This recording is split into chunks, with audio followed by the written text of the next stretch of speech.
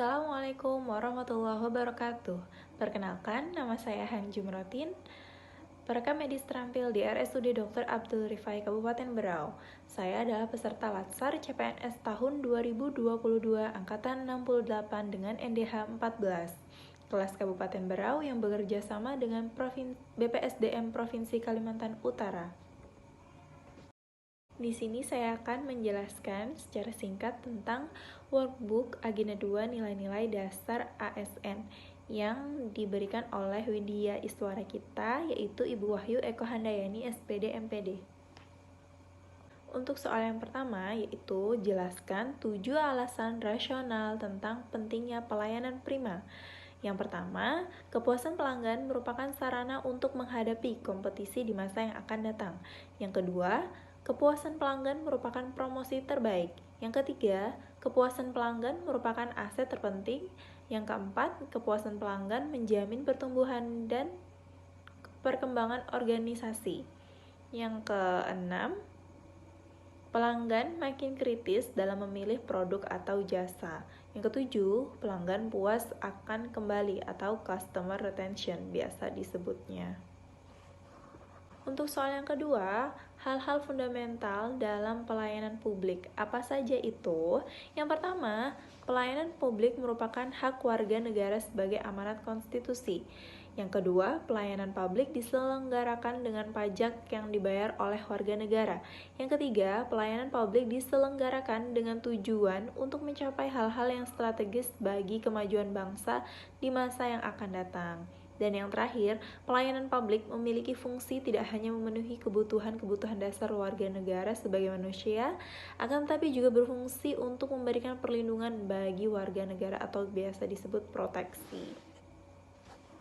Untuk soal yang ketiga, berikan pendapat Anda terkait konsep responsibilitas dan akuntabilitas.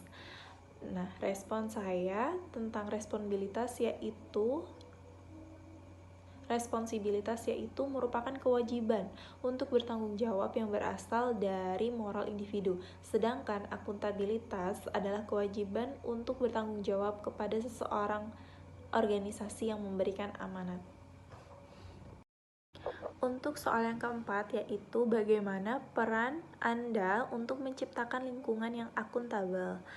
Peran saya sebagai aparatur sipil negara untuk menciptakan lingkungan yang akuntabel itu dengan cara berintegritas, dengan melaksanakan kewajiban untuk menjunjung tinggi dan mematuhi semua hukum yang berlaku, undang-undang, kontrak, kebijakan, dan peraturan-peraturan yang berlaku dengan hal tersebut untuk memberikan kepercayaan kepada publik. Tuliskan yang Anda ketahui tentang sinergi perilaku kompeten, yaitu peserta pelatihan dasar bersinergi dengan praktisi di kantor dan fasilitator terlibat secara intensif dalam proses belajar dari uji coba atau learning by experimenting, belajar dari penggalian atau learning by investigating, dan belajar dari praktek atau learning practicing. Nah, untuk soal yang nomor 7, yaitu apa yang Anda ketahui tentang the Adaptive Culture Framework. Jadi, Adaptive Culture Framework yaitu organisasi selayaknya terus melakukan perubahan dan mengikuti tujuan lingkungan strategis dengan 9 budaya adaptif, yaitu yang pertama, purpose atau tujuan yang hendak dicapai. Yang kedua, cultural values atau mengemban nilai-nilai budaya organisasional. Yang ketiga, yaitu vision atau yang biasa yang disebut tujuan yang akan dituju. Yang keempat, corporate values atau nilai-nilai corporate yang menjadi pondasi penting untuk pembangunan budaya adaptif. Yang selanjutnya, corporate strategy menjadi landasan untuk dibangunnya strategi yang lebih operasional. Yang selanjutnya, structure menjadi penting karena akan mendukung budaya adaptif untuk berkembang. Lalu, problem solving yang dimana menjadi tujuan besar dalam menyelesaikan persoalan dalam organisasi. Berikutnya, partnership working yang penting untuk organisasi karena kita bisa belajar, bermitra, dan saling menguatkan. Yang terakhir yaitu rules atau aturan main dalam organisasi untuk bagian formalitas lingkungan internal atau eksternal organisasi.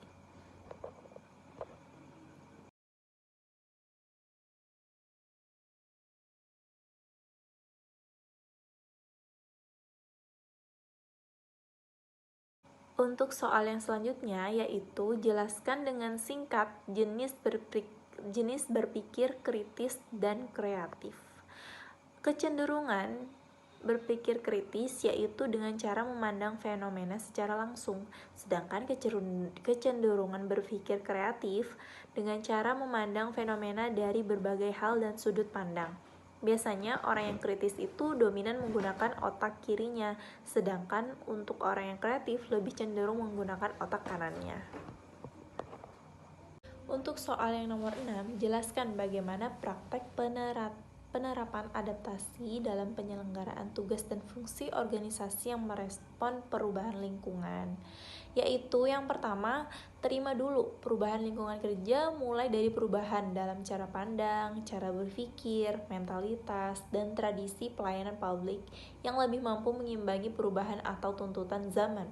Dan yang kedua, menetapkan tujuan fleksibel yang dapat diubah setiap saat bila diperlukan. Pertimbangkan dengan baik langkah yang akan dilakukan, kembangkan tim dan lakukan kolaborasi. Tinjau dan evaluasi kinerja. Soal yang terakhir yaitu apa saja sih tantangan dalam praktek World of Government. Yang pertama ada kapasitas sumber daya manusia dan institusi, yang kedua nilai dan budaya organisasi, dan yang ketiga adalah kepemimpinan itu sendiri.